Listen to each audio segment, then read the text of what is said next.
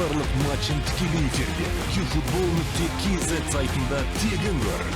Smart TV немесе смартфоныңа қосымшаны жүктеп, QFootball.kz-те қосылып, футзалды тамашала. Қайырлы кеш, құрметті көрермен, араға біраз уақыт салып біз футболдан Қазақстан чемпионатын әрі қарай жалғастырамыз. Қазақстан кубогының топтық кезеңі аяқталды және бүгін жаңа жыл қарсаңында, жаңа жылдың алдында Орал қаласы Орал спорт кешенінде Бәйтерек пен Семей командалары, бұл жерде Семей, Бәйтерек және Ордабасы 5-ші орында тұрса да, ең көп гол соққан команда Далтон биылғы маусымда. Бірақ өз қақпасына да көп гол жібереді, 20 Тұлпар және Ордабасы Каспий. Бұл екі команданың қандай гол! Филиппе Негуева асырып тастай салды қазір. Біз тіпті не айтарымызды да білмей қалдық. Бірінші пас бұл жерде әдемі, екінші салынған голды да біз жоғары бағалауымыз қажет. Таза шеберлік, таза қосылып отқан жайы бар. Рикардиньо, тамаша пас. Оныншы Давуд Штибеков және тағда мүмкіндік қазір алаң иелерінде қақпаға бағытталған соққы. 12-ші Ілияс Бөлекбаев, 22-ші Алмас Мақсұтов және 24-ші Мейрамбек Жолдығалиев. Қазір Семейде көздеген жігіттер ұмтылыс жасап жатыр. Тамаша гол!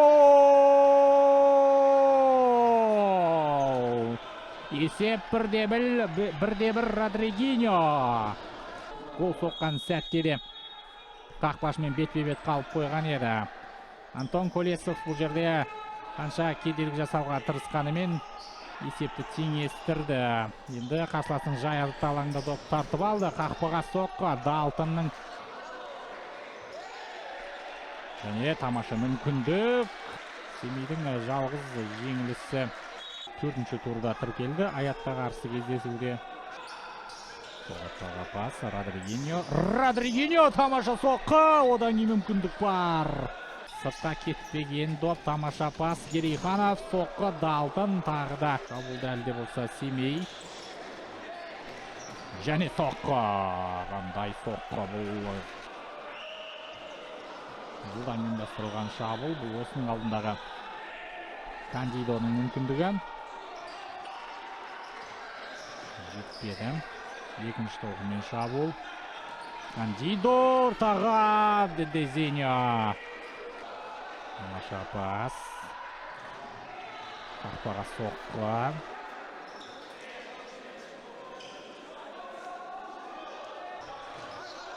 Жиі шабуылға көшті. Тағда мүмкіндік. Және екінші соққы қақпадан қиыс кетті. Одан бұрын шабуылға араласқан Максим Колесов. Нәтижесіне тоқталатын болса, қазір Штибеков қандай мүмкіндікті. 1500. Рикардиньо ортаға пас жетпеді. Семей жылдам шабуылда. Далтон. Хоккей таяғының қақпадан биік ұшты. Ал мына мүмкіндікті қалай пайдаланар екен? Пайдалана алмады. Одан кейін соққы. Мінекей қақпашы бастап берген бұл шабуылда. Одан кейін Ержан Карменовтың соққысы. Қақпаның бағанасы Штибеков. Тамаша пас! Одан кейін Ағеділ Мадияровтың соққысы. Атлет шығарып тастады. Енді шабуылда доп қолға тимеді ме бұл жерде? Рикардиньо допқа талаш жүруде. Кандидо солғаттауға ортаға. Кайо Торес. Бәйтерек, қате пас, жылдам шабуылға шығып кете алмады, және соққы Ғазиз Нағашыбаев.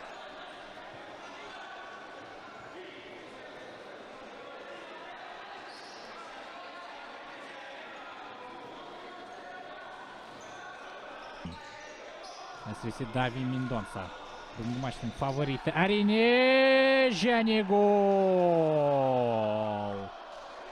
Есеп 2-1 көрмеген секілді.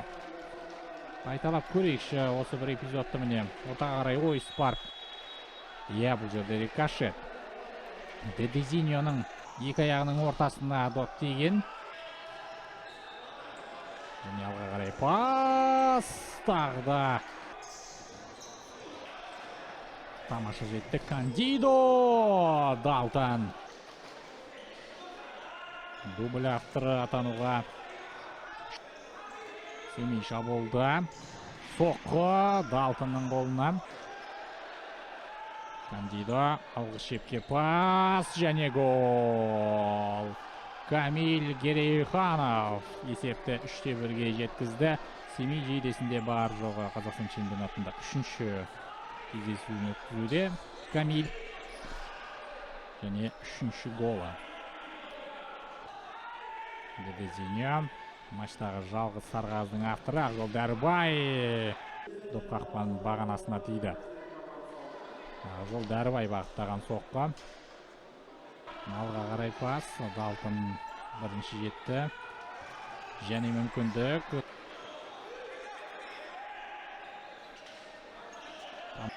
Шағылды бәйтерек. Рикардиньо! Және гол! Есеп айырмасын қысқартты. Қазір 5-7 нөмірлі Рикардиньо мінекей тамаша тепті. Тағда рикошет болған секілді бұл жерде. Айталап көрейік осы эпизодты. Тырысып жатыр. Алға қарай пас. Нағашыбай және! Жақын болған Филиппе. Бірақ қолынан келмеді. Баспен соққы. Осымен кездесу өз мәресіне жетті. Семей командасы 3-2 есебімен жеңді. Бәйтеректі. Филиппе Нигуэба есеп ашты. Дәл осы жігіт бүгінгі матчта 4-ші минутта, 6-ші минутта Родригиньо таразыбасын теңестірді. Қазақстан футзалының барлық матчын тікелей эфирде youfutbol.kz сайтында тегін көр. Smart TV немесе смартфонына қосымшаны жүктеп youfutbol.kz-ке қосылып, футзалды тамашала.